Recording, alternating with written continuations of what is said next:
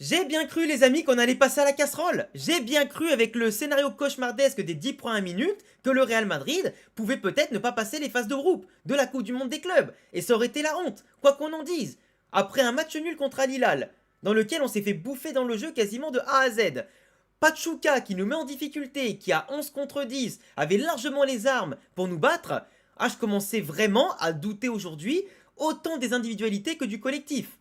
Mais heureusement, il y a eu tout ce qu'il n'y avait pas contre Al Hilal, c'est-à-dire de la réaction, du caractère, de la bonne attitude, des ajustements qui ont fait plaisir autant sur le terrain que par le coach Xabi Alonso, qui a su maîtriser en tout cas les changements, la rotation et aussi apporter les points tactiques qui permettaient aujourd'hui d'apporter la clé dans les moments opportuns.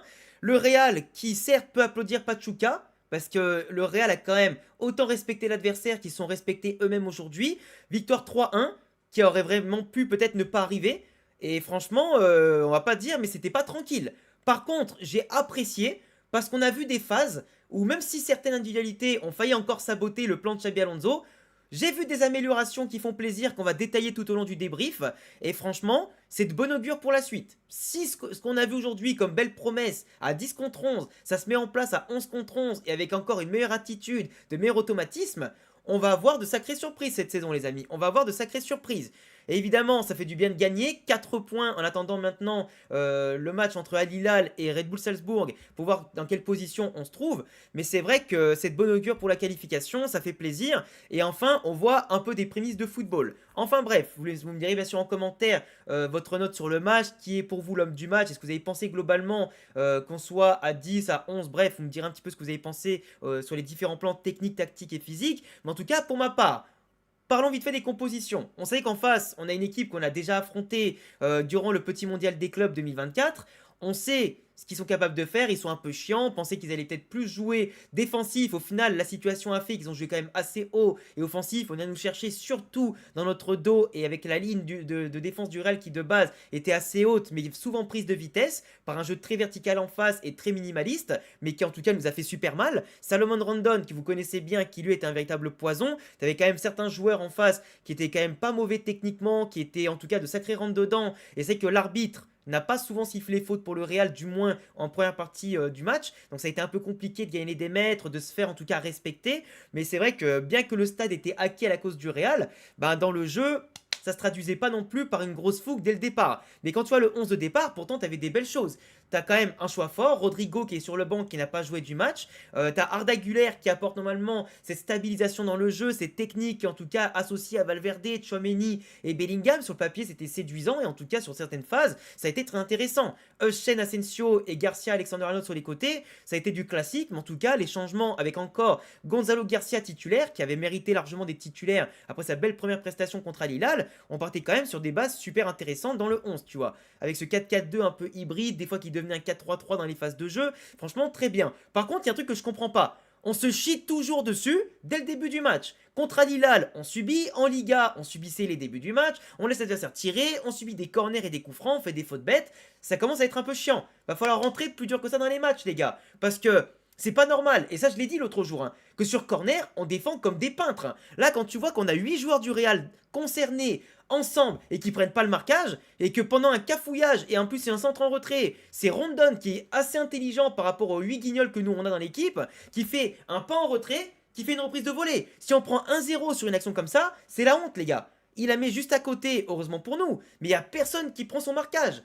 Et comme je l'ai dit, il y a eu plusieurs phases de jeu où eux très minimalistes. Ils savent que nous on a un bloc de base qui peut être intéressant et eux ils ont un peu moins de technique, ils ont un peu moins de capacité collective. Eux ils balançaient devant. Ils savaient que Rondon il est rapide, sûrement plus que Asensio et Hussein et en plus d'expérience. Le mec, une fois, deux fois, c'est pas passé, mais la troisième, Asensio, et vous savez que je le défends Asensio. Pour moi c'est un gars de base qui est rentré dans l'équipe première contre toute attente avec toutes les blessures qu'on a eues. Le mec s'est fait une place, il a en tout cas souvent sauvé les mauvaises prestations de Rudiger et de Tchouaméni cette saison. Ça a été une des meilleures surprises du Real malgré son statut de jeune qui monte enfin en équipe première et en pro. Il a résisté à la pression contre le Barça, l'Atlético, Bilbao, à Anfield et ce que tu veux. Mais là, depuis quelques temps, je pense que vraiment le jugement qui est encore en cours, parce que c'est loin d'être fini son histoire judiciaire, et ben ça lui pèse encore. Même si Alonso le fait jouer pour qu'il prenne de la confiance, qu'il sente qu'il est important et que ça va pas peser malgré le retour de Rudiger éventuellement, là aujourd'hui je vous dis tout de suite, si Rudiger, après son absence, revient à un niveau normal, mais Asensio, il sera remplaçant toute l'année. Sauf si on joue à 3 en défense centrale, mais si on joue à 2, Asensio il sera remplaçant. Parce que Hutchinson, intouchable, limite l'homme du match ce soir pour le Real.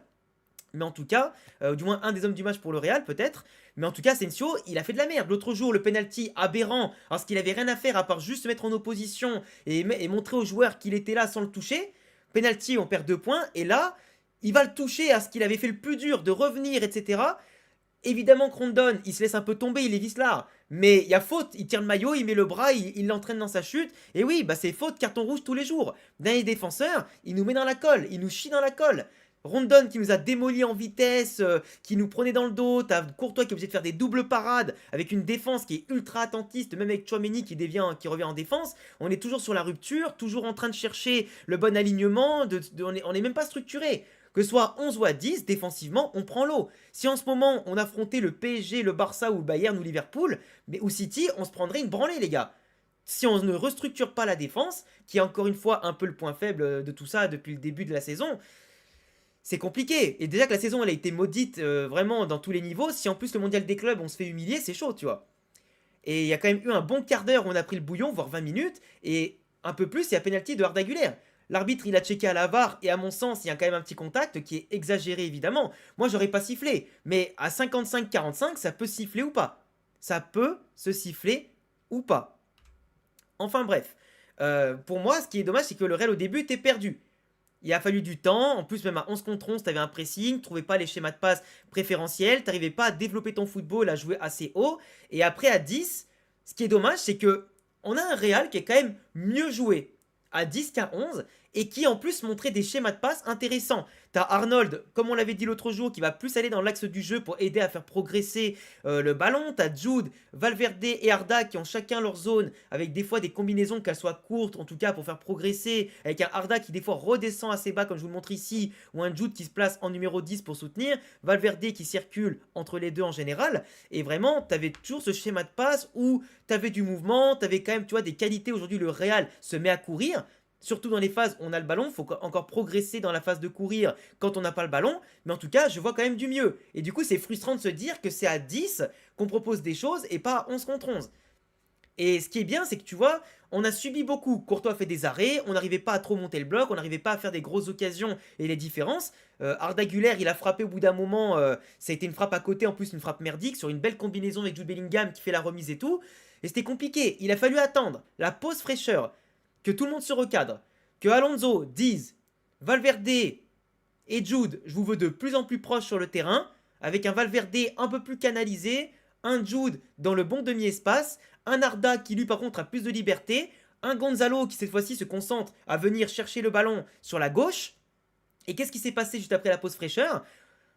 Valverde pour Gonzalo qui revient et qui la dévie en voyant Fran Garcia qui part dans la profondeur parce qu'Alonso lui a dit vas-y, t'as de l'espace, monte, t'as toujours un milieu de terrain qui va te couvrir, monte. Et plusieurs fois il a débordé. Fran Garcia, ça a été compliqué défensivement, il s'est un peu fait mélanger, mais offensivement, il a couru, bien dédoublé, il a bien centré, il a fait en tout cas des choses intéressantes et qui ont amené notamment le but de Jude Bellingham que on retrouve enfin rayonnant. Jude Bellingham, au-delà d'avoir marqué, dans le jeu aujourd'hui, il a été concerné, il était dans les bonnes zones, il n'en a pas trop fait, il a su mettre l'impact et sa qualité technique au bon endroit, il profite de l'appel de Vinicius avec le défenseur qui sait plus qui prendre, il fait l'appel dans le dos, Fran Garcia lui met bien, il la prend et il la croise. Voilà, c'est tout ce qu'on demande d'une star, être présente quand ça galère pour le Real. Et du coup, c'est parfait. Et ce qui est beau, c'est qu'en plus, on a enchaîné. Même pas 10 minutes après, une action qui part de derrière, Vinicius qui voit qu'il peut pas passer, il la donne à Arnold qui voit l'espace et qui y va.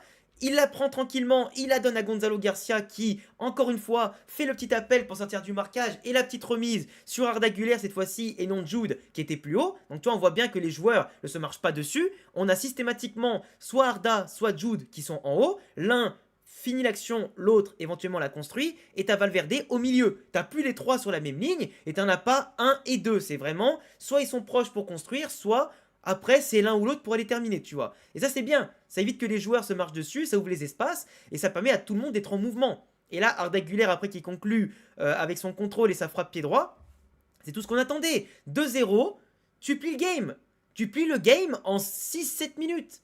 C'est ça qui est impressionnant. tu vois. Et comme je te disais, Jude Bellingham, il n'hésitait pas à revenir un peu comme un numéro 6 pour apporter, ou des fois c'était Valverde, des fois c'était Arda, et c'était très bien. Par contre, j'ai pas trop compris pourquoi Gonzalo Garcia sort à la place de pour Brahim Diaz. Brahim Diaz, il a beaucoup apporté. Mais moi, honnêtement, je vous le dis, j'aurais sorti Vinicius et pas Gonzalo.